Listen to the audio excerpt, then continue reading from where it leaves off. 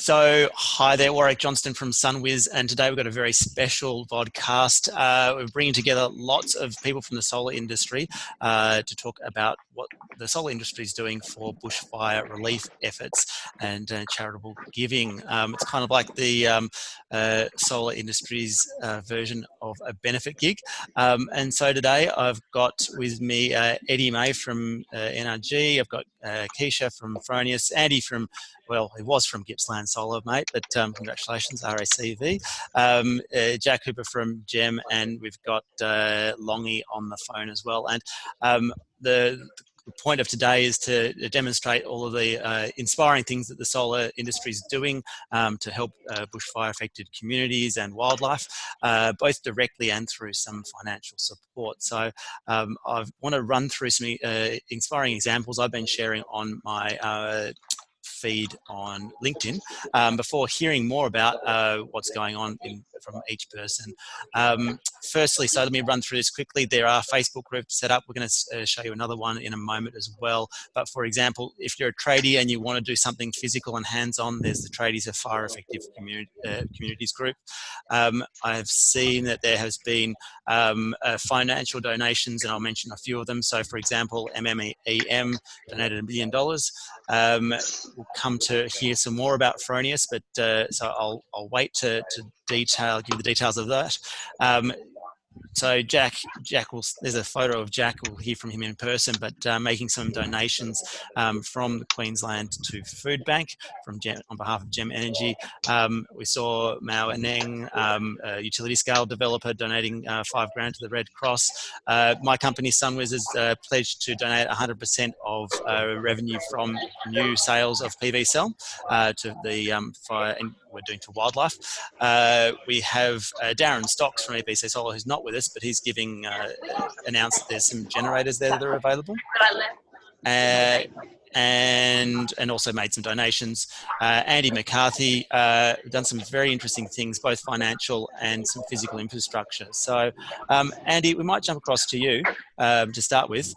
Tell us, what's it's pretty impressive. What have you guys been up to? Thanks, Warwick. Well, we're in a bit of a unique position here where our customers are directly affected. We would have hundreds of systems in the affected towns. So we feel that, a number of levels. Our staff have been taking time off to physically fight the fires, so we've had that impact on our business. We've had to cancel, $200,000 or $300,000 worth of installations for the last few weeks, either because the roads are closed into the towns that we were supposed to be installing in, or air quality. We just can't have guys up on the roofs working in this condition. It's just not good for their health, especially some of our staff with asthma. So it's been a very challenging start to the year, but obviously some people had a much worse start to the year than we have. So we keep it in perspective. We're in a position where we're actually in the area that's been badly affected, and one of the areas in Australia that's been badly affected. And now, being plugged into the RACV mothership, we actually have the scale to be able to help on a larger scale than we could have done in the past. So we started out just reaching out to, AusNet, Telstra, the East Gippsland Shire Council about, what the needs were, because we got bombarded by suppliers and colleagues saying, what can we do to help? We really want to help, we just don't know where to start. And I guess because we're connected on the grounds with these communities, we were able to give them, some idea of where that support would be best used. So at the moment, we're doing a few initiatives. We have Tesla have donated 4 emergency power packs. Each pack's made up of 2 Tesla Powerwalls wired up into a little switchboard on a skid with a little power point on there, a single phase power point. So we're able to, provide 27 kilowatt hours of battery storage in those towns where they're most needed. So at the moment, we're just putting the finishing touches on those power packs at the moment. And then we're going to be deploying those into some of the bushfire affected areas. We're looking at a koala refuge at the moment up in East Gippsland for one of the packs. There's a little town of about 18 homes that really needs an emergency supply in the middle of town, just for people to charge appliances and things like that. We're also looking at getting one of the far East Gippsland Telstra communications towers back online with one of these packs as well, because it's only got about a 2 kilowatt usage, but it's badly needed to get communications back into Galantapi up in that area. So, there's a number of things we're doing there. AusNet actually come to the party and picked up 50 generators that they've dropped off to our Bairnsdale showroom, and said to people in these communities, we haven't got time to get around and find out where we need to get power and when, and understand the true level of damage to the HV lines and all the associated infrastructure. So they basically said, there's 50 generators here, come and sign a form for a free lease on these generators and take it, and we'll come and get it when it's no longer needed. So that's been tremendously beneficial. RACV have really stepped up. They've given us a super tilt truck, which we can use for as long as it's needed, you know, for the next maybe 3 or 6 or 9 months to assist with recovery. And not just the truck, but also a driver, because often, you know, donating a truck's one thing, but no one is able to drive this thing. It's huge. So they put a driver up in the area, paying his accommodation any days, just to transfer anything from generators to earth moving equipment to fence posts to hay. That need will change over the next 6 months as we move to a reconstruction phase. So that's a really good flexible form of support. We've made a $25,000 donation ourselves to the Gippsland Emergency Relief Fund.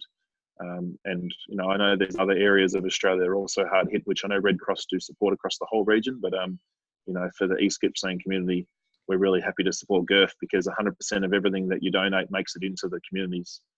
There's no retention for administration or any costs retained. So that's just some of the things we're doing. And to be honest, you know, it's like kicking an ant's nest at the moment. There's still so much need and so many moving parts. So we're really trying to find out where the needs are. You know, Malakuta's got a lot of issues with power supply. The 25-kilometre long run into town from Genoa was where the fire came through. So the entire line's been burnt out. That'll take good knows how many months to rebuild that. So we're looking at putting in a little microgrid system in down there just to protect the town and provide reliable supply without having to go and top up fuel in a generator. Obviously, we want to see, you know, renewable energy playing a big part in this recovery. I believe there's social license for renewables to play a huge part in this rebuild and provide reliable energy supply, but also cleaner energy supply. And, you know, I think, you know, obviously a huge tragedy that's happening in our backyard, but once we get past this, you know, tragic phase that we're going through in acceptance, I think we need to look at the opportunity that sits in front of us. And I think there's a lot of investment coming down this way, and it will certainly have a renewable energy focus, which I think needs to be the way forward. Great, Andy. Thanks so much for that. Keshia, do you want to unmute yourself and share a little bit about Fronius initiatives? And just before passing over, just you know, hats off to RACV for really stepping up there. And you know, Andy, your business, but you know, every business that's stepping up in that way. Keshia. Yeah, thanks, Warwick. It's definitely been a sad and devastating time, I think, nationwide, but it's certainly heightened since the new year, how it's spread. So for us, we really thought, what's the best way that we can contribute to this on a nationwide scale? We've had a lot of customers affected across the country. So what we decided to do, I guess, the easiest thing for a corporation, I guess, for like Fronius to do is monetary donations at this point, at least until the stage 2 of actually rebuilding starts occurring. So primarily we've done financial donation. We've also put up a Gen 24, which is a new model of inverter, a hybrid Primo 6 kilowatt inverter up for auction on a Facebook group, which is a pre-series model. So you'll be the first to get it if you do outbid the others and train up your sales teams and get a head start. So I think that could be invaluable for a few people. So do get on board with that if you are interested in the new model.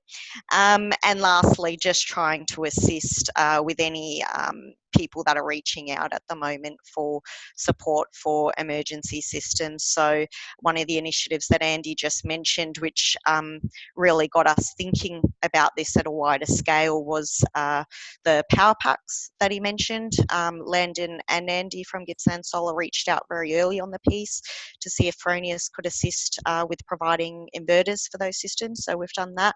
But also there's been several requests which we're trying to help as best as we can. So a few honourable mentions, I should say. So we've had Daniel from Shore Solar and Brendan from Solar Watt reaching out to try and give a system to their local RFS, which during the peak of the fires in their region, in Sussex, Inlet, New South Wales.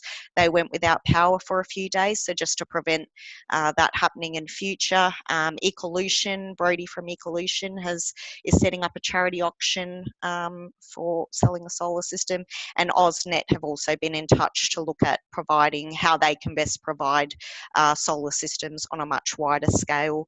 Nothing's been finalised in any of those cases. Sorry, I should also mention SAPN. We've also committed some inverters to SAPN in South Australia to help them with providing emergency power as well.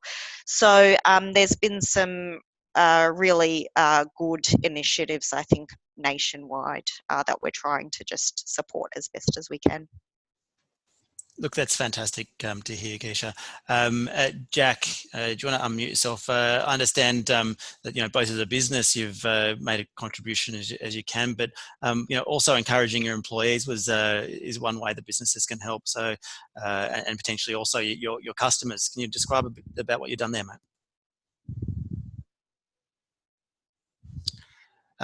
You might be muted, Jack. No, still haven't got you there, mate. One second. Try again now, Jack. Any better? Yep, got you. So any better? Okay. Coming through. Right, you've got me now? Yeah. So sorry again. Start again. Okay. Yeah. So look, I guess hearing what I guess Andy, Gippsland, RACV, and Keshia Fronius have been doing is it's really good to see other, I guess, organisations in the industry getting behind this. I guess us in the northern states, we haven't been too directly impacted by road closures operationally and logistically. We have decided as a company to make a financial contribution to a wildlife fund. I myself have also made a personal financial contribution to a wildlife fund, and the staff made it quite clear that they wanted to do something. They just weren't too sure what to do. So we contacted local churches, not-for-profits, food banks, community services groups, and sort of asked, what is it that you need critically? Where do you need it? And when do you need it by? And we were able to identify that for us, it was a local food bank that were collecting items that were really desperately needed by people that were out of a home or in shelters. So non-perishable goods. The staff, the company, myself, we went and bought a bunch of items that we knew that those individuals would need. We dropped them to the local food bank, and the local food bank, I guess, organised through their own logistics the dispatch of those items to areas that were deemed to be in most need of them. So the areas that need them at any given time can change. I think I heard a story about a food bank in Victoria that had on Sunday over 1,500 cars loaded full of food, new clothing and non-perishable items, and they just couldn't take any more. They simply had more stuff than they could use. So the food banks are a really good opportunity to be able to drop things to, and then they'll determine where things can go. And it's, if there are areas that simply can't take any more in-kind donations, then you've always got the opportunity for them to select to use them to provide to low-income families or to homeless people.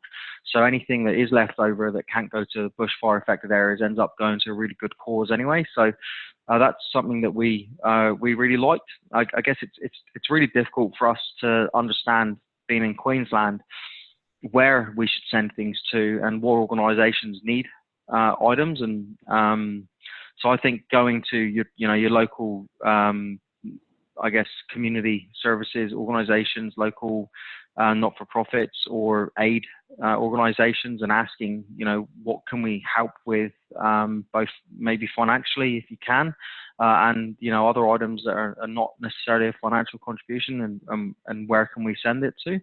That's what we did. The whole company got behind it. Every member of the company, I think 60 something staff now, made some form of donation financially, personally, as well as finding the goods that they needed, things like deodorant, shampoos, toothpaste, long life milk, almond milk, soy milk, items like this that could last a while. And that wouldn't get damaged through freight. So that's what we've done, and we're going to continue to do so. We would hope that other organisations up in the northern states could follow suit, doing something similar. If you're struggling to identify where you can send things, do contact your local food bank or your community services groups, and they'll be able to point you in the right direction. Thanks so much, Jack. And look, Eddy's an example of somebody who's donated, linked a portion of your donation to sales. And to me, this illustrates something that Andy was saying as well. There's opportunity here to leverage what we're doing in the solar industry as part of the rebuilding effort or as a decarbonisation effort, and leverage public support for solar. Can you tell us a bit more about your initiative there, Eddy? Yeah, sure thing, Warwick. To Jack's point, it is hard for people to know what to do. So we also reached out, and in South Australia, we've got two main affected areas, the Adelaide Hills, which is predominantly a wine region. It affects a lot of businesses, small businesses and wineries. And Kangaroo Island, which over half or almost half the island has now been burnt out, and devastating losses to wildlife as well as homes and farmland. The critical thing that's in need right now in our state was money. So we decided to just donate the cash at this point in time, but we have a long-term sort of view over this, that it'll be a number of stages. So right now it's cash. In the future, it'll be rebuilding, clean up and rebuilding, and we intend to have some initiatives around that as well. And then in the long run, it's really going to be about business as usual for these guys, getting tourism back into the wineries, getting tourism back into Kangaroo Island, and working out ways that as a business that we can support them. So some of the initiatives that we're working on right now is, basically using some of our marketing dollars to, reward customers that come on board by, sending them on a trip to Kangaroo Island as an example, because really that's what they need at KI. A lot of their income comes from tourism, and the same thing happens with wineries. I was looking at the list of wineries. Big names like Tilbrook Estate, Vintalopa, Golding Estate, Barrister's Block. These are well-known Australian wineries. They've been totally wiped out, right? So, it's not just a matter of putting out fires and cleaning up for them. It's about rebuilding, their whole business. So yeah, cash was king for us in the initial stages, but I think that'll change over time. We've decided our initial target will be $10,000, which is a combination of staff, initiatives, just little bits and pieces that we can do, whether they be casual days or whatever. We're also supporting it with $100 per system that goes in for the month of January. And we think that number will take us to 10 grand. And that'll see us, I guess, through January. But what we're really hoping is that'll inspire ongoing sort of work from our guys. And, I'm planning a trip to Kangaroo Island as we speak. Right now it's still burning. So, they really don't need anyone over there unless you're going to be putting out fires, right? So, but we're planning a trip over there to have a look at what the devastation has been and how as a business we can involve ourselves in sort of stage 2. And to Andy's point, I think that renewables, they should be at the forefront of this rebuild. I think, we have an opportunity to, promote the goodness of renewables through the way that we rebuild it, and that's our position on it as well. Yeah, look, thanks, Eddie. Excellent. Appreciate also that, this is clearly the right thing for businesses to be doing, good corporate citizenship, etc. But also leveraging off private citizens' efforts and rewarding them. And, how can you make your donation meaningful? I love your idea of the tourism. Longy, you're, in an influential position there. Got the Cutters Network, etc., and probably see a lot of activity there. Can you describe a bit of what the Cutters community is doing? Yeah, sure. So basically, Solar Cutters at the heart is all about community and assisting people. So in this instance, we're really just expanding on the great work that Keshia and Fronius Australia have done. So initially they set up the solar industry bushfire fundraiser campaign and a systems forum, which is basically a forum which will link you to the GoFundMe, which is called a solar industry bushfire fundraising campaign as well. And the actual forum, the actual Facebook page can be set up so people can post, in different areas where different equipment is needed, for relief, and where donations can go accordingly.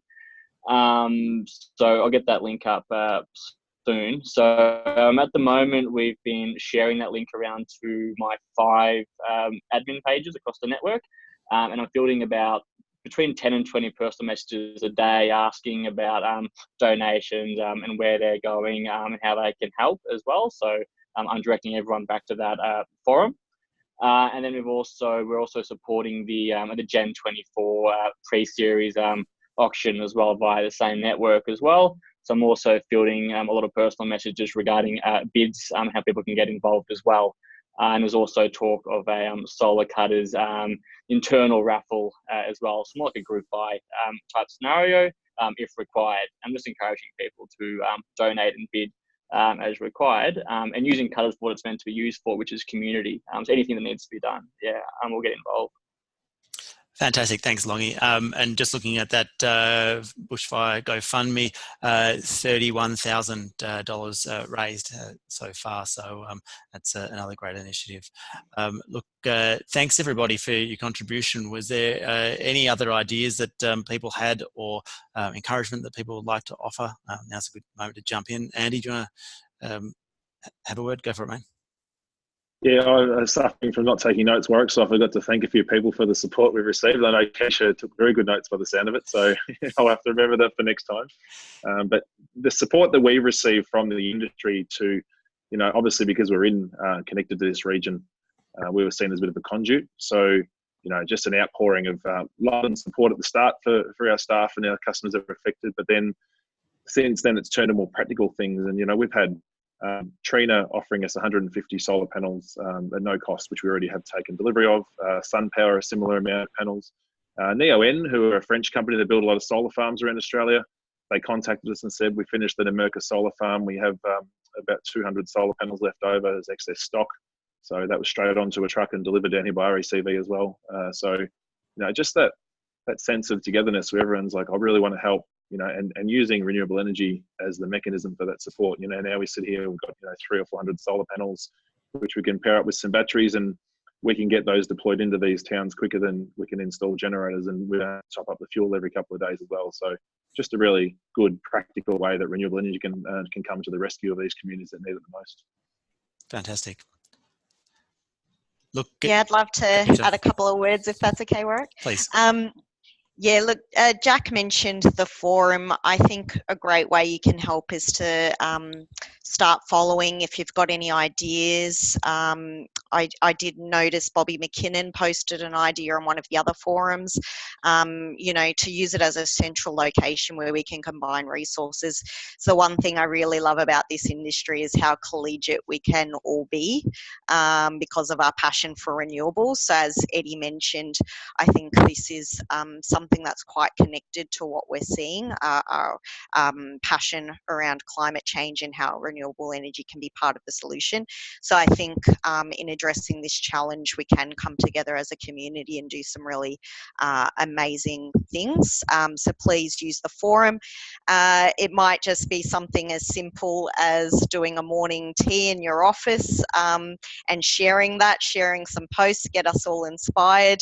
I think I've managed to get Andy committed to doing an auction for putting a pie in his face to the highest bidder, something along those lines. So keep your eye out for that. It might be asking your suppliers to get involved or contribute, or other manufacturers. I have great relationships with a lot of my competitors in the industry, so I hope they also get on board and we can all do this together. I don't think this should be necessarily something that's company specific or driven. I would love to see this as an industry initiative.